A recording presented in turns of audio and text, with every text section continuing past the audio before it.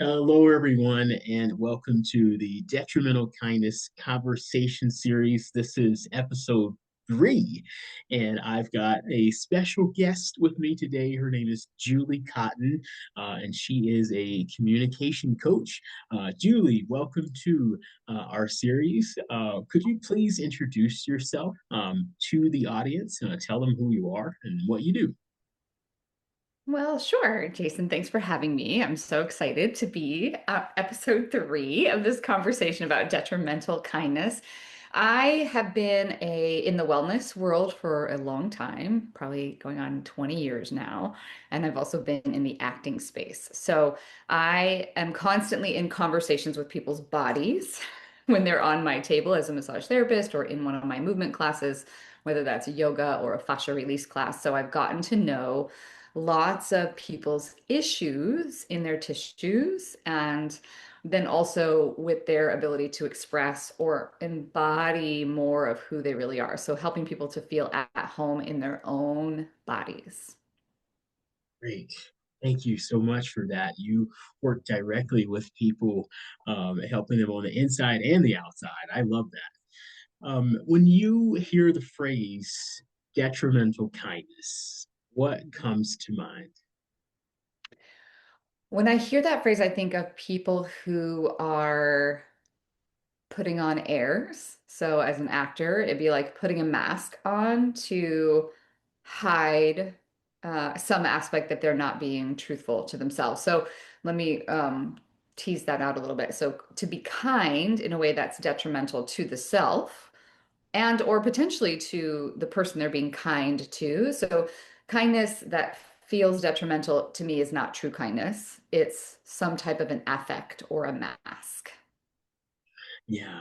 And I wanted to dive in a little bit further because I feel like sometimes we may need to put on a little bit of mask, but I feel like it turns into this survival strategy where, like you said, it's being we're harming ourselves or the other person that we believe that we're being kind to, as well. So, in your mind, where do we draw the line? Where do we wear a mask that may be truly helpful in a situation, but when it turns into something that's not beneficial? Yes. So I'm sure you've come across like the acronym of think. Yep. Yes. Okay. So I think that's a great gauge. If we have the capacity, the self-awareness to pause, consider what's coming up for me in a situation. Do I feel safe? Do I feel, am I taken care of here? So I don't know, and I'm in the process of this for myself too, right? I teach what I most need to learn as an actor. Love it. Since for over 40 years I've been acting. So it's like I learned as a coping strategy to put on a mask, Mm, to essentially be kind in it to my own detriment yeah. in order to get approval, in order to get attention, in order to get love, right? In order to feel like I had some type of control. So Yeah. the kindness mask for me, the people pleaser mask, was if I was willing to peel it back and look underneath, was actually a form of manipulation that I didn't even know I was doing. So it wasn't very kind to me because I felt like without that persona, without that mask, I would have felt out of control. I would have felt unsafe. And I would have felt like I wasn't getting my basic needs met. And I was a kid when I learned to use it. So it's not like faulting myself. It's not a blame or shame game if we find ourselves in those patterns. I coach a lot of people through those patterns where it's like, okay, yes, and yes, we can find a way to be kind in every situation. And if I haven't learned how to be kind to myself, no amount of external kindness will ever do. It's a band-aid on a dam. Yeah. Wow. You said a couple of words that come to mind, which is manipulation. And I feel like it is sometimes so, I don't know, subconscious or unconscious that it's just happening and we don't even realize we're doing it. So I think it is key, like you mentioned, to have that awareness and to not beat ourselves up when we do it because, like you said, it's of doing this. So we can't expect it to just stop overnight. So I love that. Yeah. How do you see detrimental kindness or people pleasing show up in your profession as a communication coach and helping people with their performance? Where do you notice it? Like, what is the face of it?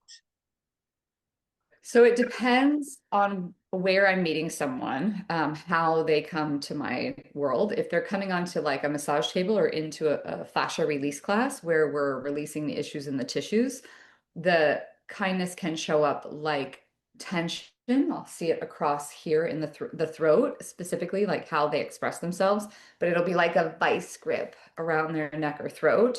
So it might sound like a tighter high pitched sound, like pinched off sound, like their like their voice has been shrunk. Yeah, Um, that's on the table, but then also as people are learning to share their message. So let's say I'm working on somebody with somebody that is wanting to be out there, like what you're doing, right? Like I'm doing videos or promoting or talking about their product or their service or their genius, right? And they maybe don't have a history of doing that because maybe they were raised under the auspices of like women are seen but not heard, or they're like a good girl wouldn't talk about issues that could confront people or whatever, so there's all kinds of internal conversations that people are unpacking for themselves where it's like, oh, I'm being kind because that's how I was taught to survive.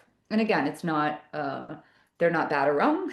It yeah, was just yeah. a coping strategy, often from childhood. Yeah, I love that you said that they're not bad and wrong because so many people and myself, I've done it as well. I've beat myself up, and we beat ourselves up because of this. And I always tell people I am not the kindness Nazi. I'm not telling people to stop being nice. Notice where it's showing up, and also to include themselves.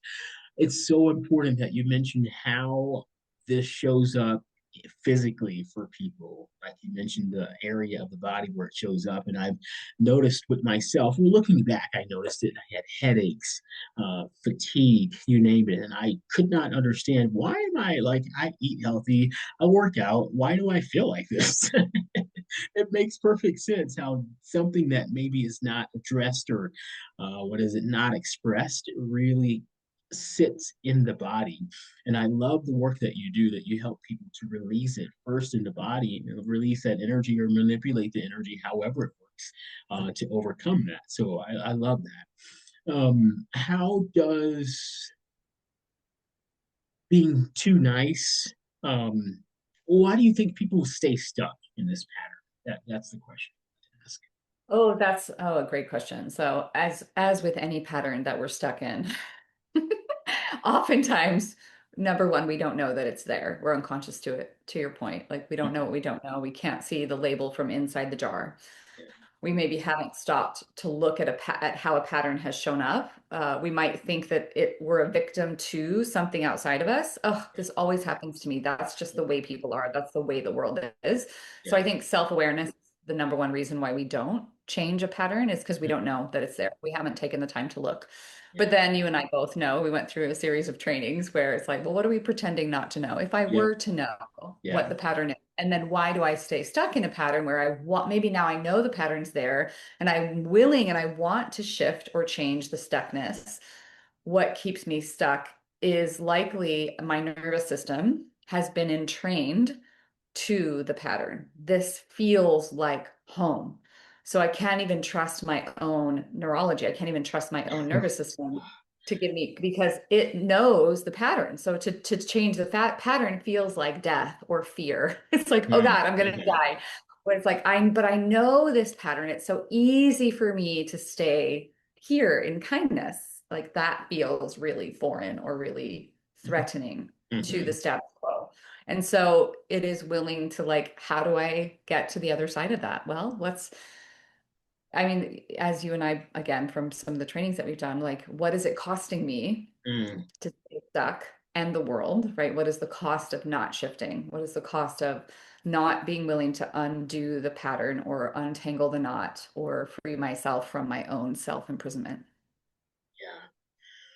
Oh, that's so much to digest. I love that. It's a couple of points to touch on, but Yeah, it's knowing how the brain works as well. Our brain releases chemicals in these situations as well, and it keeps us chasing that feeling and keeps us taking us back to what's familiar to the point where I would say for myself, my ego thought that I was literally going to die by saying no to something to myself or even to someone else.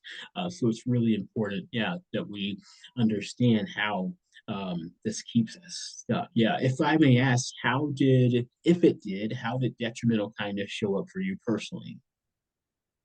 Oh gosh, a ton of ways. I was a proverbial people pleaser for a long time. I feel like I'm just now starting to kind of grow out of that with some of the work I've been doing lately, and it's it's easy, can be easy. Like again, similar with tissues that are in dysfunction.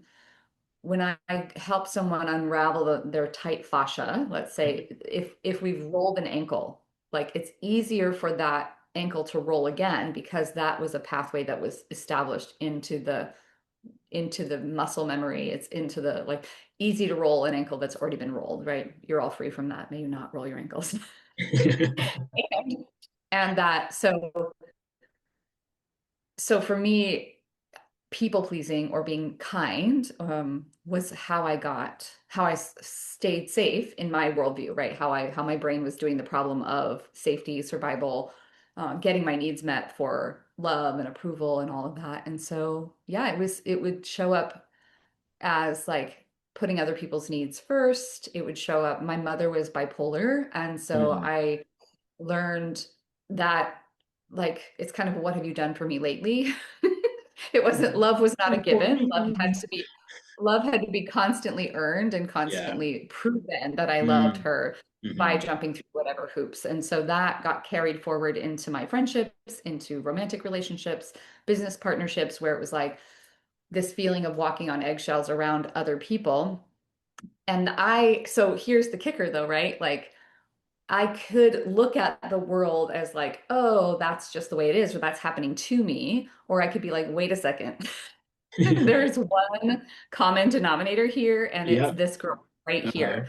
Uh-huh. So if this is going to ch shift or change, right, I Hmm. have to be willing to get honest with myself, like radically honest and kind, also really kind, not detrimentally kind, but full of grace for myself to be like, hey, little Julie, who made these decisions to try of how the world works and what she needs to do to be safe, that helped us for a while. It got us here. And now, now Yeah. that's no longer something that is helpful. Your survival is not being threatened. I can provide for myself. I don't have to rely on a parent that is, high erratic moods and shifting and constantly in order to survive. So just looking at, oh, wait, I am safe now. The adult Julie can provide for little Julie and beginning to like create a safe, loving relationship that isn't conditional like it was growing up, right? So it's catching myself as when did I first install the pattern into my brain?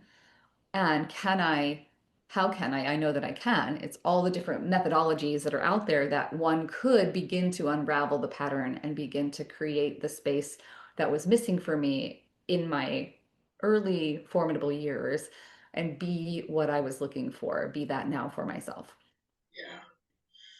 I love it, Julie. I remember it in one of the training sessions, without giving away stuff, it was said that children, by the time they're 6 or 7, they've already learned or they've picked up the programming that they're going to operate from pretty much for the rest of their life. So my message to the audience is to kind of piggyback of what you said. It's not your fault.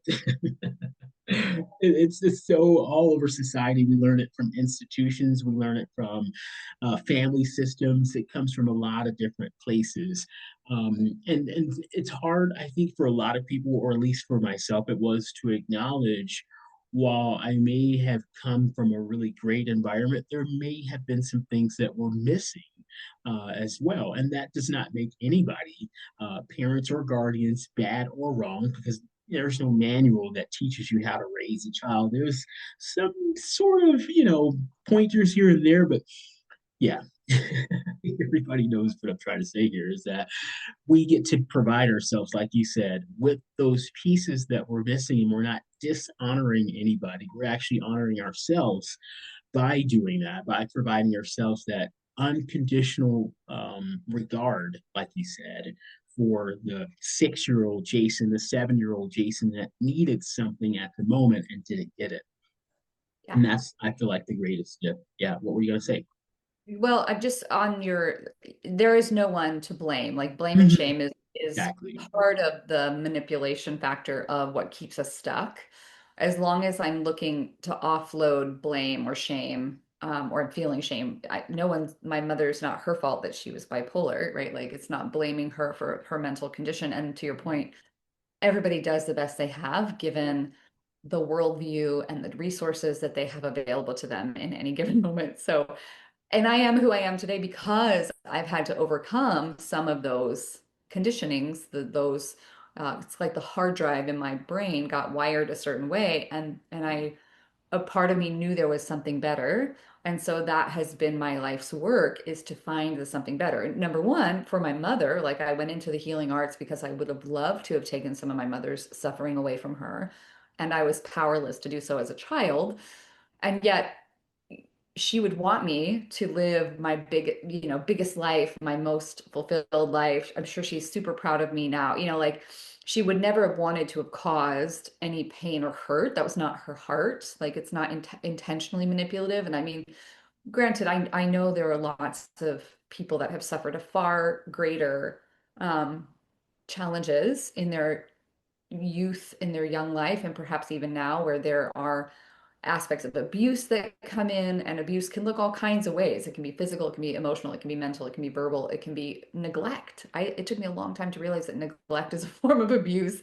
And so I was like, Yes. oh, and mine was more neglect. I mean, that was the era that I grew up in. Like it was like latchkey kids, I would Mm-hmm. get home, I'm 11 or 12, and I'm like cooking for myself, and I'm like Mm, a parent home, but people working like it's through no fault of their own. They're trying to earn money and provide a life for us, right? And then that left us to our own devices, which in the mind of a child could feel scary or whatever, and whatever. The brain will do so much stuff to interpret input data that is not accurate. It's like, oh, did that really happen? Or did I just make that up? right. Is that the truth with a capital T? Or is that what my little brain did with the content that it was given, with all the resources that she had? And most of the time, we're just making stuff up. Yeah. And to have that grace and like true kindness with ourselves to be like, okay, hold up a minute. Everybody's doing the best they can. Now, if I continue the pattern and I like turn a blind eye or I'm like, nothing to see here, la la la, then I'm gonna get more of the same. So it is, I think, our duty is a strong word, opportunity, probably a kinder word, Hmm. opportunity to interrupt the pattern. And Yeah. there's so many ways you can do it through Yeah. breath, through movement, through, reading a book and getting perspective, through coaching, through getting outside and breathing, the sunshine in. Like there's a million ways to shift if we're open. Yeah. Thank you so much for that. You actually uh, answered my next question was how do people start shifting that? And you just answered that. So thank you so much for sharing that with the audience. I think there's lots of different tools out there to start shifting our tendencies and to interrupt the pattern as well, because that term is neuroplasticity. And I know people may not know what that means, but it basically means that your brain can start making new connections. We can change these patterns. We just have to continually work with it and stay with it, because the moment we abandon ourselves is the moment we really start losing our power, which is what kind of, to summarize what you talked about here, is the power is in our hands. It's not out there somewhere. It is right here within us to start breaking the detrimental kindness. Wow. Thank you so much, Julie, Yeah. for being on this series. It has been amazing connecting with you again. I always love connecting with Julie. Is there anything else that you would like to leave with the audience? Oh, goodness. I guess just find ways Yes, and I have a background in improv comedy. So how can you accept the present moment and bring your genius to the next moment, right? So that could be the noticing the pattern and bringing a willingness to shift the pattern. And that could be through, again, movement, it could be through body work, it could be through breath, it could be through reaching out to a friend that you don't have to perform around and you can just be all of who you are. But yeah, feeding yourself delicious food, all the things. Just how can I, yes, oh, yeah, I caught myself in the moment, in the pattern, got it. And here's what I now choose. And you might choose to keep the pattern going, and that's okay too, until the unlearning process, to your point about neuroplasticity, it took us a while, a minute to get this way, and we've reinforced it for however many decades we've been on the planet. And so the unraveling can happen real quick. I don't want to program you that it won't. And it could take a minute. So grace, yes, and Yes, I love it. I love it. I love it. I love improv as well. We've been in that world together as well. I love it. So that's my recommendation to the audience. If you haven't tried improv yet, oh. you need to. All right. Well, thanks again, Julie, for being a part of the show. And everyone, stay tuned. I'll let you know when this episode or when the next episode will come out. So thanks, everyone, again. Have a good rest of your day. Peace and love.